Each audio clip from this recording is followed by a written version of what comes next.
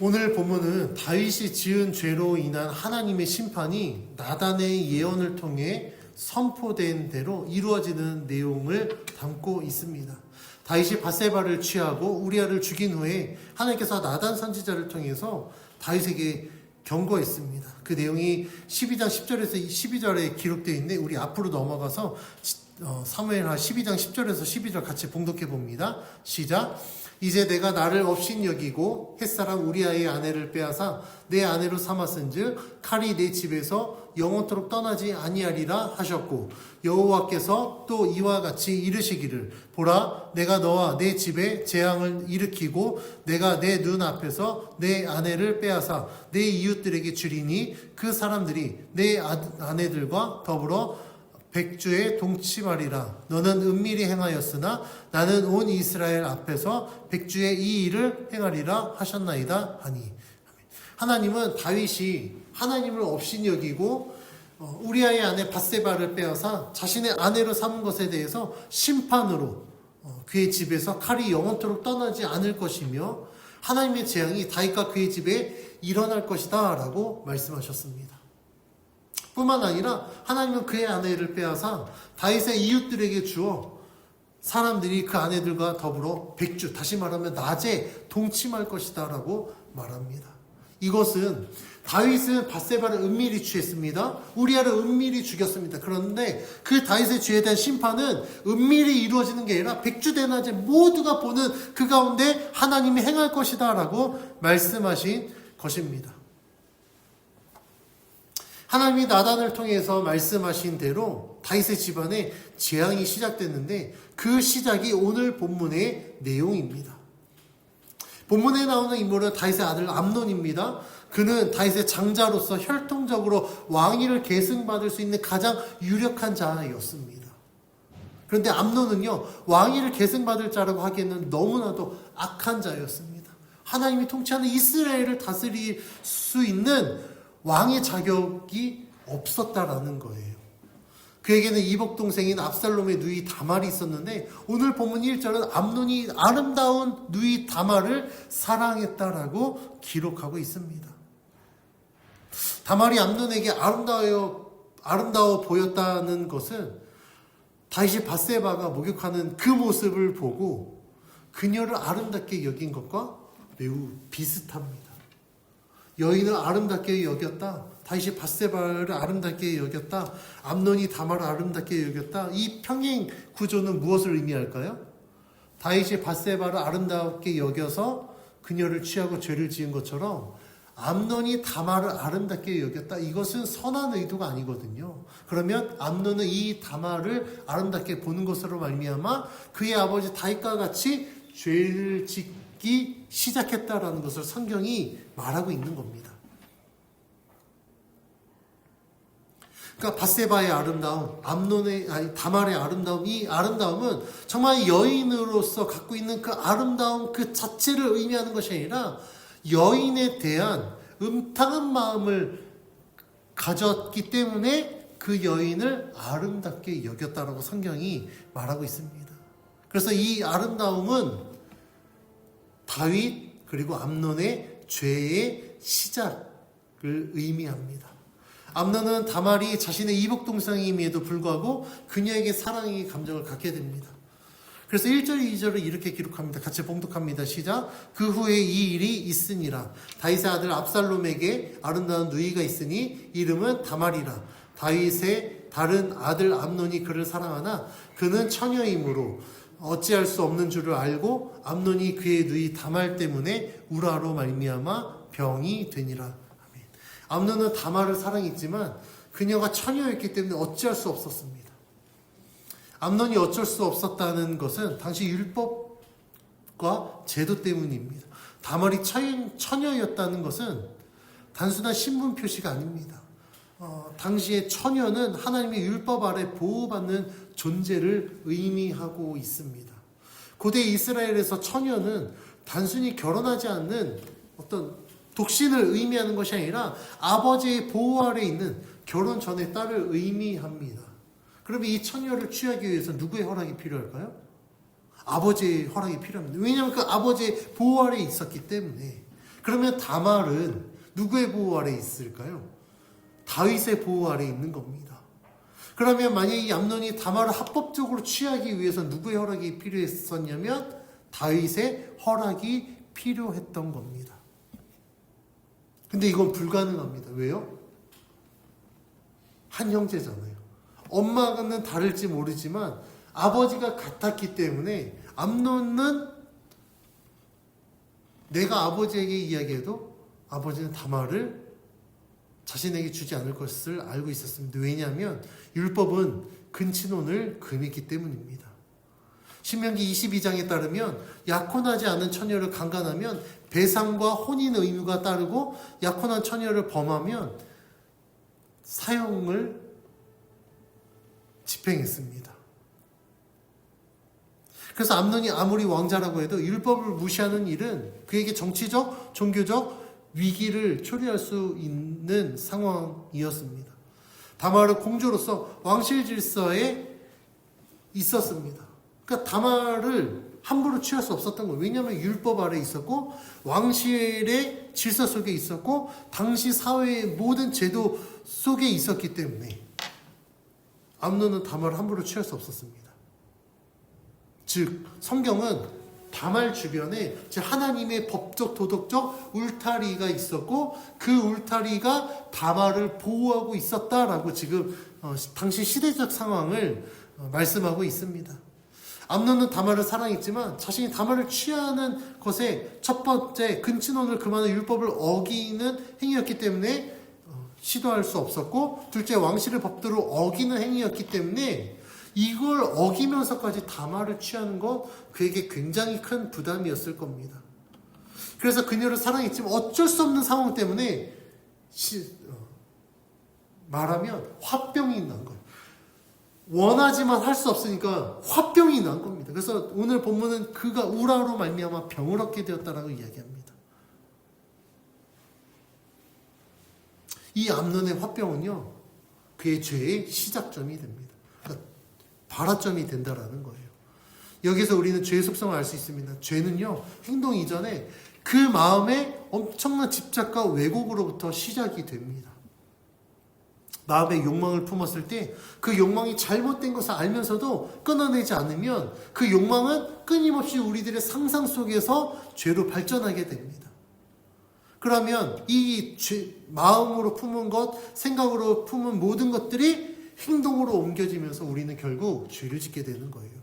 암논같이 경계를 인정하지 않을 때 욕망은 병이 되고 그것은 죄의 열매로 나타나게 됩니다. 그래서 우리는 죄를 멀리하기 위해서 반드시 이 죄에 대한 욕망을 없애야 됩니다. 죄의 욕망은 하면 안 되는 행위임을 우리가 알면서도 자신의 욕심을 이루기 위해서 품는 마음이라고 할 수 있습니다. 욕망은 절대 욕망으로 그치지 않아요. 절대 욕망으로 그치지 않습니다. 이 죄의 욕망은 계속해서 우리 마음속에 자라게 됩니다. 그리고 열매를 맺게 합니다. 그래서 야고보서 1장 15절은 욕심이 잉태하면 죄를 낳고 죄가 장성하면 죽음을 낳는다라고 말씀하고 있습니다. 욕망은 그래서 무섭습니다. 욕망은 욕망으로 끝나지 않기 때문에 죄로 열매를 맺게 하고 그 죄는 어떻게 해야 된다고요? 우리를 사망에 이르게 만듭니다. 그러니까 이 욕망을 끊어내지 않으면 우리의 결말은 사망에 이르게 된다는 걸 우리는 기억해야 됩니다. 암논이 다말로 인해서 화병이 났을 때 그를 그의 죄의 길로 인도하는 조력자가 등장합니다. 우리가 사람을 잘 만나야 된다고 어른들이 많이 이야기하잖아요. 오늘 본문에서도 왜 우리가 사람을 잘 만나야 되는지를 알게 되는데 그의 조력자는 누구냐면 요나답입니다. 요나답에 대해서 오늘 말씀은 이렇게 기록하고 있습니다. 3절 같이 봉독해 봅니다. 시작. 암논에게 요나답이라 하는 친구가 있으니 그는 다윗의 형 시므아의 아들이요 심히 간교한 자라. 요나답에 대해서 뭐라고 기록합니까? 그는 간교한 자다.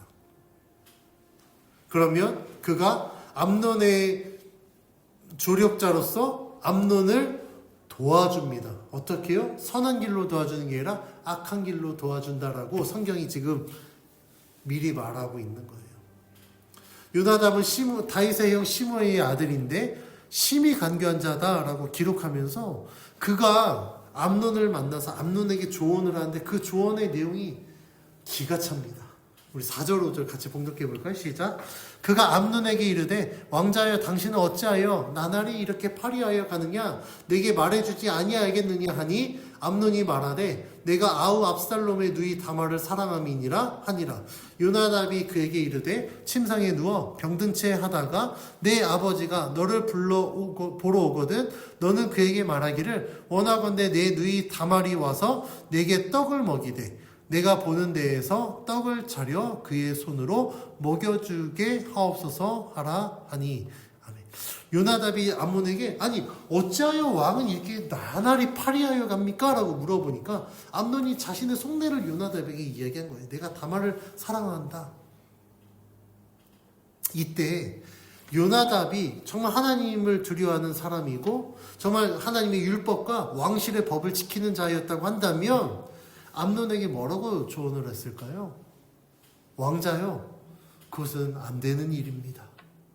그것은 하나님께 죄고 왕에게도 죄가 되는 행위입니다. 왕실에서 이런 죄를 저지르면 백성들이 뭐라 생각하겠습니까?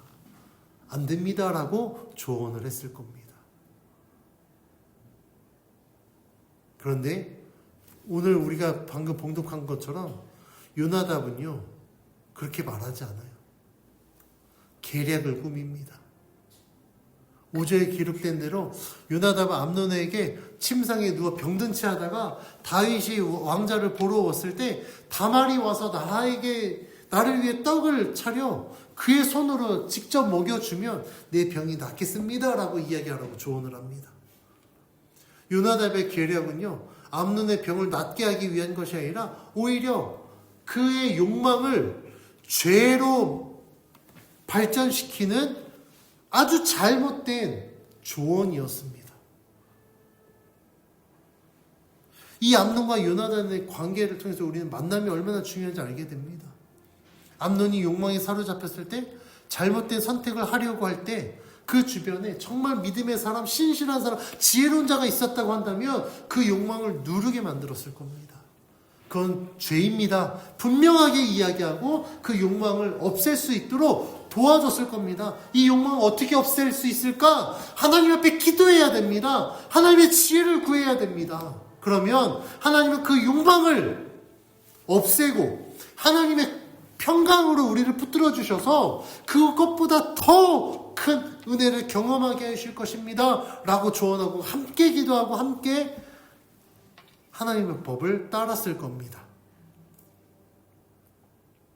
그런데 요나답은 그런 조력자가 되어주지 못했습니다. 오히려 암논의 이 욕망에 불을 지필 뿐만 아니라 거기다가 휘발유를 확 부어버려서 이렇게 하면 당신이 원하는 대로 다말을 취할 수 있으니 이렇게 하십시오라고 잘못된 아주 간교한 지혜로 암논에게 조언을 합니다. 요나답의 이 이야기를 들은 암논이 어떻게 해야 할까요? 옳다구나, 이렇게 해야 되겠다. 그가 누워서 병든 채 하다가 다윗이 옵니다. 그래서 다윗이 이렇게 이야기합니다. 6절 같이 봉독합니다. 시작. 암논이 곧 누워 병든 채 하다가 왕이 와서 그를 볼 때에 암논이 왕께 아뢰되 원하건대 내 누이 다말이 와서 내가 보는 데에서 과자 2개를 만들어 그의 손으로 내게 먹여주게 하옵소서 하니. 암논은 다윗에게 다말을 자신에게 보내어 과자를 만들어 그냥 만들어 주는 것뿐만 아니라 다말의 손으로 직접 먹여주게 해달라고 요청합니다. 그런데 여기에서 우리가 주목해야 될 것은 다윗의 행동입니다. 다윗은요 암논의 제안에 대해서 어떤 의심도 하지 않고 그가 요청한 대로 사람을 보내어 다말을 암논에게 보냅니다. 그리고 음식을 차리게 만듭니다. 다윗의 이 행동이 얼마나 무책임한 행동이냐면 그는 왕으로서 어떤 아버지로서 자신이 해야 될 책무를 다하지 못한 겁니다. 만약에 이렇게 이야기했다고 한다면 다윗이요 적어도 지혜가 있었다고 한다면 암논에게 왜 다말이 널 위해서 음식을 만들어야 되는지 그리고 분명히 종들도 있을 텐데 왜 다말이 직접 먹여줘야 되는지를 물어봤었어야 됩니다. 그리고 그 대화 가운데 암논의 이 잘못된 동기들을 다윗이 파악하고 자신의 아들이 죄와 사망의 길로 가는 것을 막을 수 있었어야 돼요. 그게 다윗의 역할이었습니다. 아버지로서 한나라의 왕으로서. 그런데 다윗은 물어보지 않습니다. 그의 요구대로 다말을 암논에게 보냅니다. 암논이 다말을 취하는 데 있어서 요나답은 직접 그 모든 계략을 설계하는 직접적 조력자였다고 한다면 다윗은요 아무것도 하지 않고 다말을 보내는 이걸 통하여서 암묵적 동의로 그를 도와준 숨은 조력자라고 할 수 있습니다.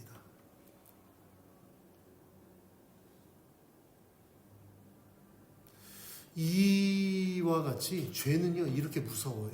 내가 욕망을 품고 내가 실행에 옮기지 못하잖아요. 그럼 사탄은 암흑의 조력자를 우리들에게 붙여줘서 그 죄를 정당화하게 만들고 그 죄를 짓게 만듭니다.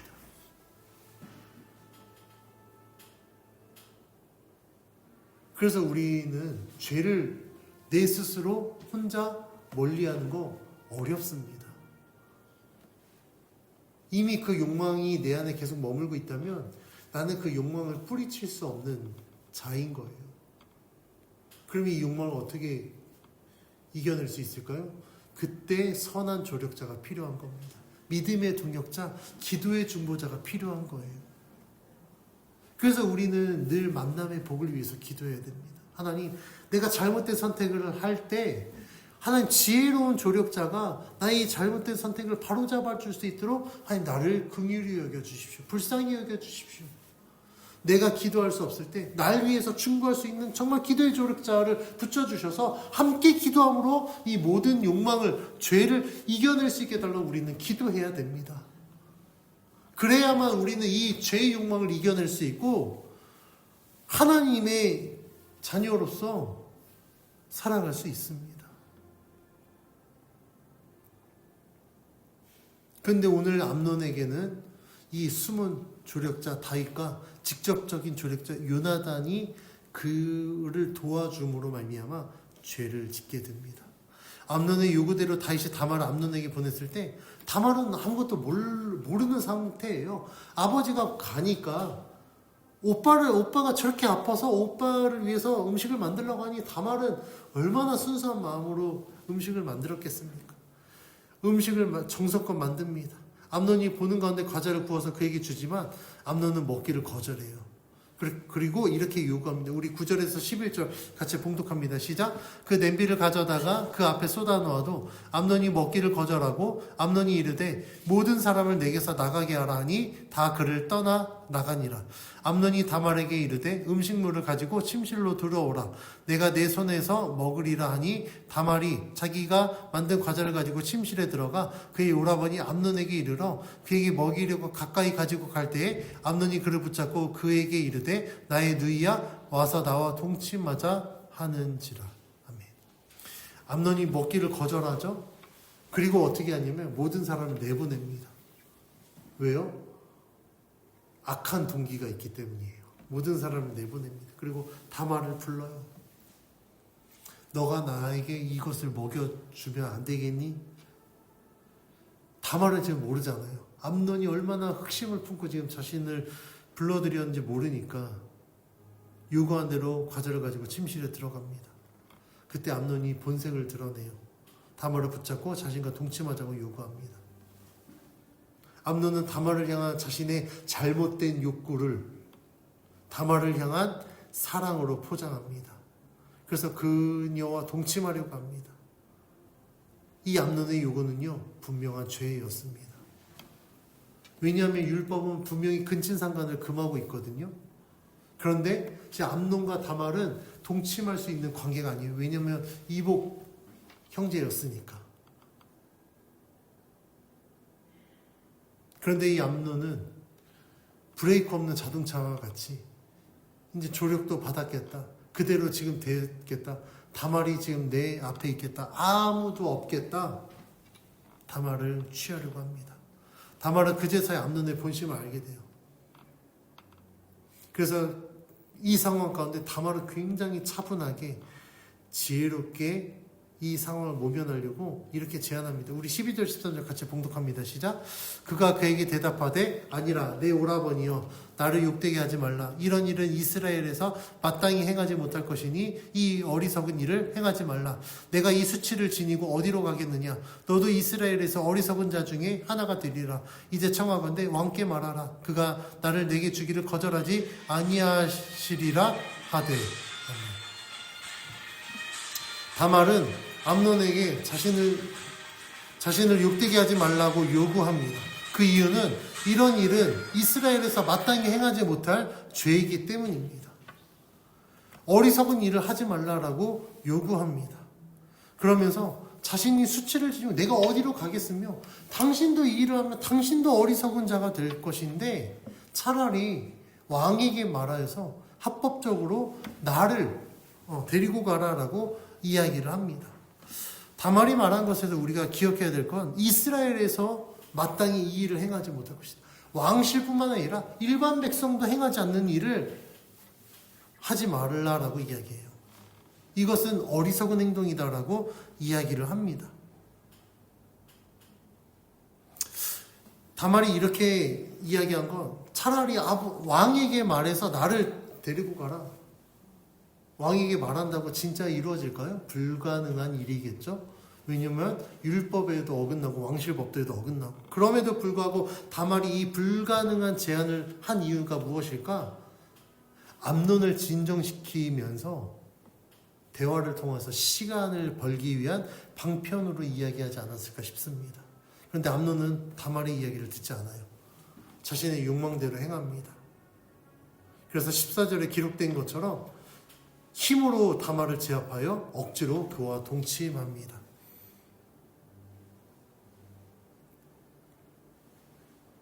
암논의 죄는요 다윗의 죄와 매우 유사합니다. 다윗이 밧세바를 취한 것과 암논이 다말을 취한 것 같은 패턴이에요. 그렇죠? 여인의 아름다움을 봅니다. 그 아름다움으로 인하여 욕망을 품게 되고 그 욕망을 누르지 못하고 자신의 행위가 잘못된 걸 알매도 불구하고 아주 교묘하게 계략을 세워서 여인을 취합니다.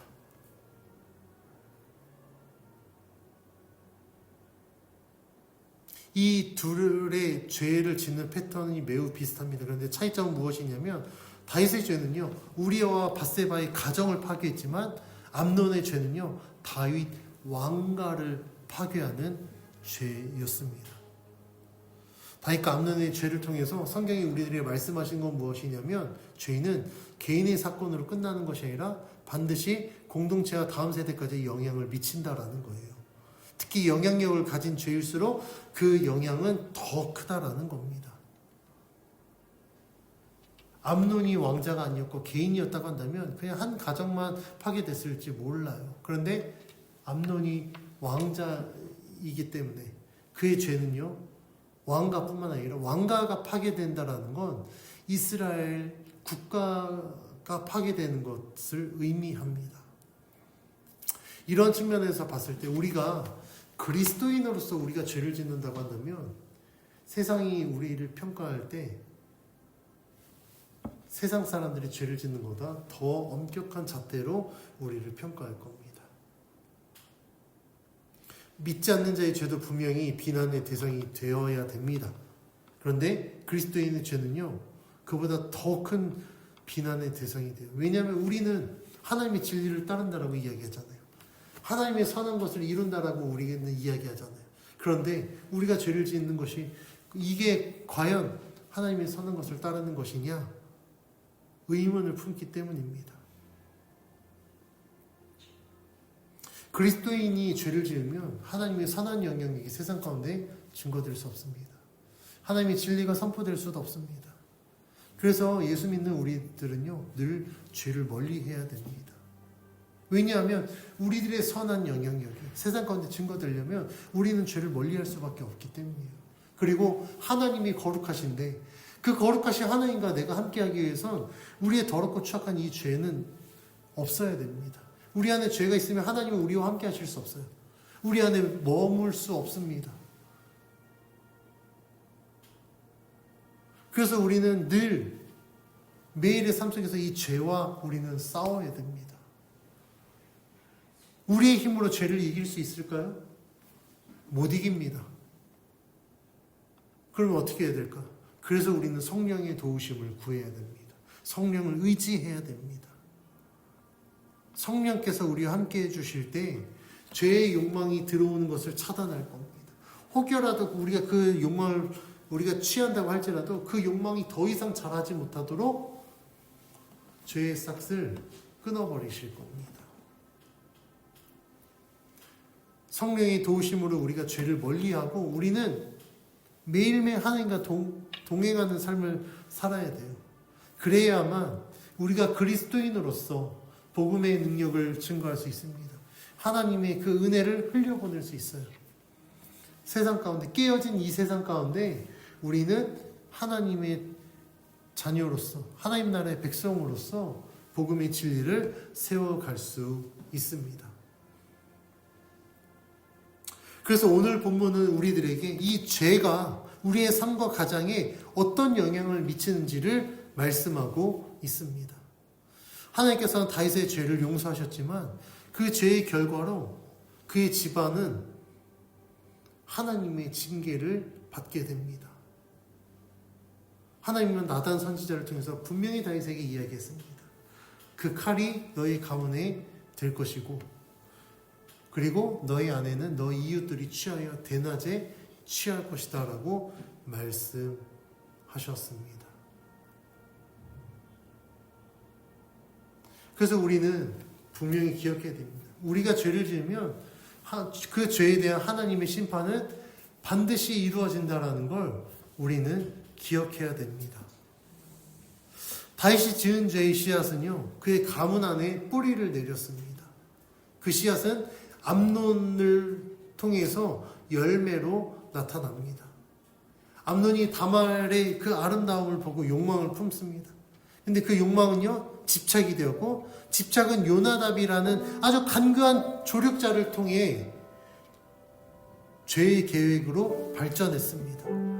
그 결과 어떻게 됐습니까? 암논은 이 죄의 유혹을 끊어내지 못하고 요나답과 함께 계획을 세운 대로 다말을 불러내어 힘으로 제압하여 그녀를 범하는 아주 끔찍한 죄를 저지르게 됩니다. 이 사건은 단순히 암논 한 사람의 죄가 아닙니다. 한 가정의 비극이었고 다윗 왕가가 파괴되는 비극적 사건이었습니다. 그리고 그 시작에는 다윗의 죄가 있었습니다. 그래서 성경은 우리들에게 이야기합니다. 죄는 절대 한 사람에게서 끝나지 않는다. 그 사람의 죄는 반드시 또 다른 누군가의 죄로 연결되어져서 죄는 더 크게 발전하게 되고 더 악한 것으로 열매를 맺게 된다라는 것을 성경이 말하고 있습니다. 그래서 죄는 우리의 삶을 무너뜨릴 뿐만 아니라 우리의 가정, 우리의 공동체까지 파괴하는 엄청난 힘을 가지고 있습니다. 오늘 말씀에서 우리가 다윗의 모습을 보면 다윗은 아버지로서 왕으로서 이 일을 막아야 됐습니다. 그런데 그는 아무 역할도 하지 않았습니다. 암논이 원하는 대로 다말을 보내면서 어쩌면 암묵적 동의를 통하여 숨은 조력자의 역할을 했습니다. 무엇이 다윗의 이런 판단력을 흐리게 했을까요? 그의 죄였습니다. 그의 죄는 그의 눈을 흐리게 하였고 그의 판단력을 마비시켰습니다. 그래서 암논의 이 잘못된 동기를 간파하지 못하고 막아내지 못하며 그의 죄에 대한 숨은 조력자의 역할을 하게 된 겁니다. 성경은 우리들에게 말하고 있습니다. 영적으로 깨어있으라 라고 말하고 있습니다. 영적으로 깨어있는다라는 것은 단순히 종교적 열심을 의미하는 것이 아닙니다. 내 삶의 중심이 하나님께 있는 그 상태를, 온전한 상태를 의미합니다. 우리가 영적으로 깨어있다라는 건 나의 시선이 하나님을 향하고 나의 마음이 하나님의 마음을 품어서 나의 삶의 목적이 하나님의 뜻을 이루는데 있음을 우리가 믿음으로 고백하는 것을 의미합니다. 그래서 우리가 영적으로 깨어있는 자는 죄를 멀리합니다. 왜냐하면 죄는 씨앗과 같습니다.